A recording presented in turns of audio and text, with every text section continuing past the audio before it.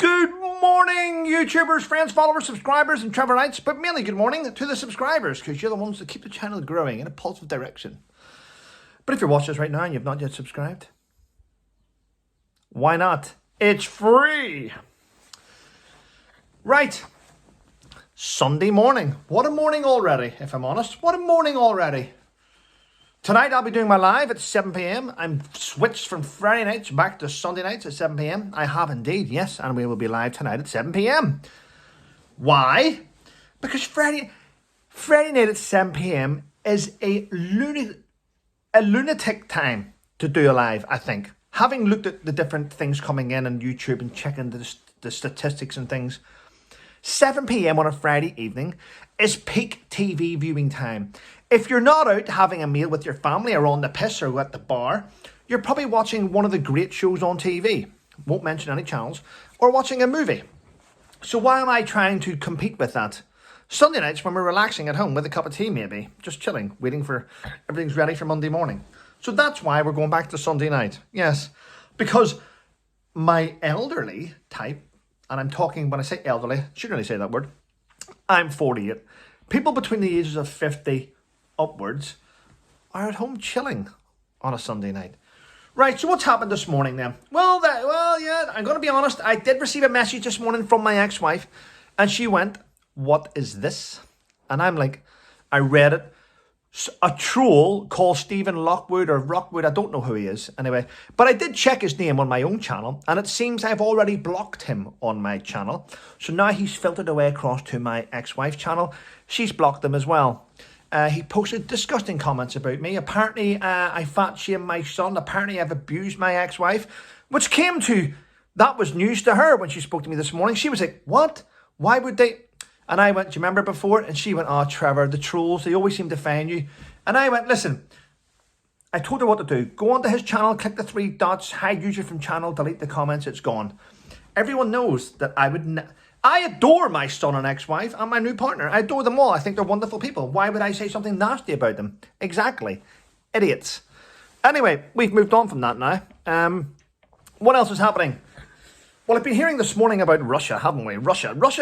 There's going to be mercenaries trying to overthrow the government, a coup, blah, blah, blah. Well, the guy leading the coup was backed by the Americans. Yep, yeah, we know that, don't we? Probably the British as well, actually. Everyone. So we'd rather back a mercenary to go and take Putin out because we haven't got the bollocks to do it ourselves, because our army is weak as piss and America's army is run by someone that's weak as piss. So there's no point having the world's greatest army in the USA if it's run by someone that's an idiot who doesn't know what to do. Yes, falls down steps and gets his words mixed up. But Putin has vowed, he's been on TV vowing, if I catch those that caught trying to overthrow the government will be killed, basically, won't they? He's going to kill them. That's simple. Now the guy leading the sort of coup has fled the country. He's in Belarus. You're not safe in Belarus. If Putin wants you, he'll get you. You're not safe anywhere. If somebody wants you that badly, they will get you. Which is a shame. But there we go. Right. Listen to this. Kate Middleton, who is the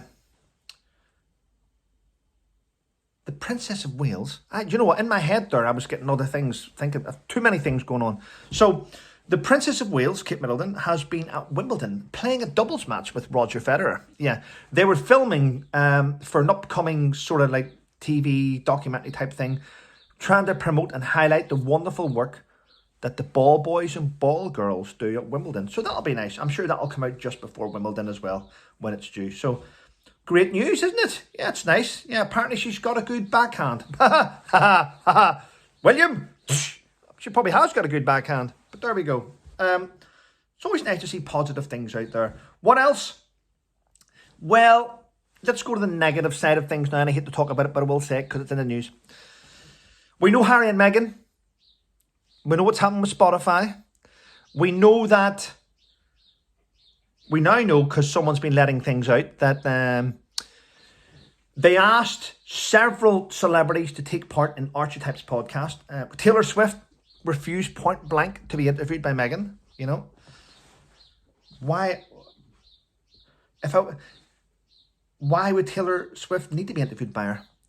It served no purpose to Taylor Swift. She's already a global megastar.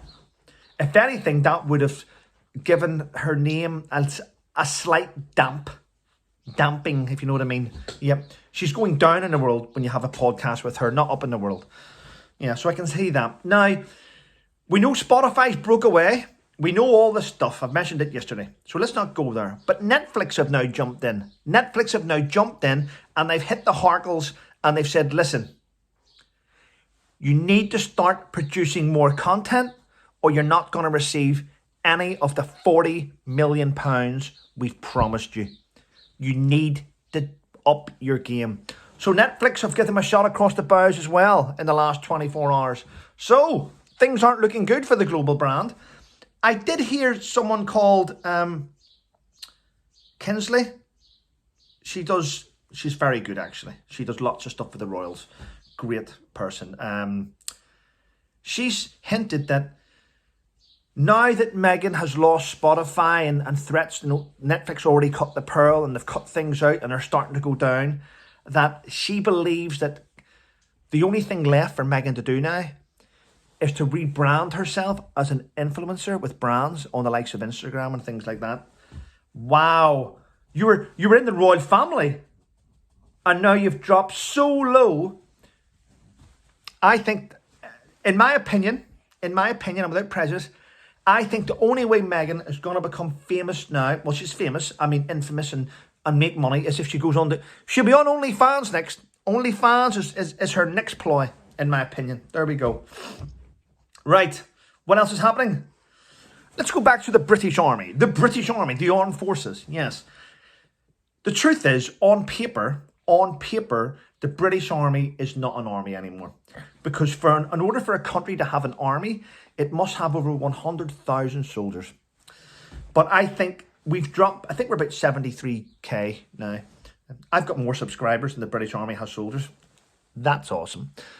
But I think because if you include the RAF, the Royal Navy and the Royal Marines, if you include those numbers, it's about 193,000 strong we are in the whole of our armed forces. So we're able to keep the name British Army. We're manipulating the figures a little bit like what Spotify did with archetypes. Right. Now, I sat down with a CGS a couple of years ago. I did. Lieutenant General Nugent. Sat down with him and we discussed things at his table, in his office. And when it came to mental health, he was able to tell me that the British Army loses a soldier every single day to mental health. That's 360 odd soldiers gone every year. 362 soldiers gone every year. Boom, mental health. So that was a couple of years ago. And mental health's got worse. So I don't know the exact figures now, but I'm going to have to use it off the old figures. That means the British Army is losing a battalion of men every year to mental health. But it's worse than that now, because new figures released today show that soldiers taking drugs, is now across the board in the army.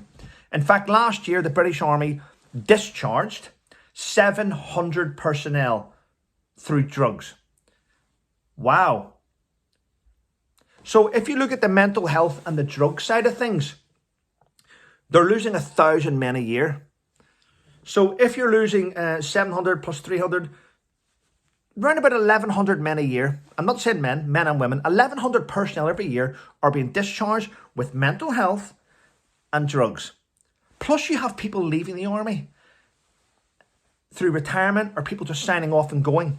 So there's clearly a massive issue within the British Army and it needs to be rectified massively.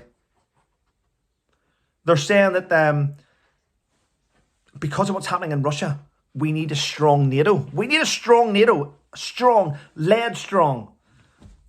But if we need a strong NATO to repute back the likes of Russia and our threats across the globe, why did President Biden block Ben Wallace from leading NATO and having a strong leader? Doesn't make sense. What is the White House foreign policy? Now, I know they have a foreign policy on paper, but behind that paper, there's usually another agenda. So why is the US trying to dwindle NATO?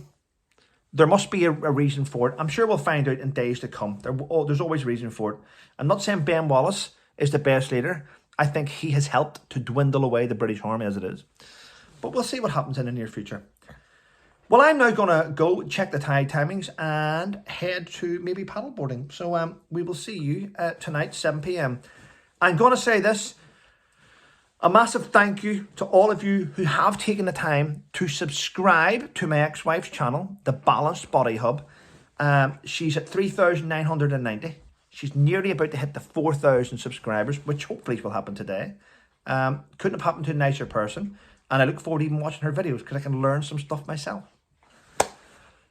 Thanks for your support, everyone. Thanks for supporting my channel. I do appreciate it. Stay safe and have a great day.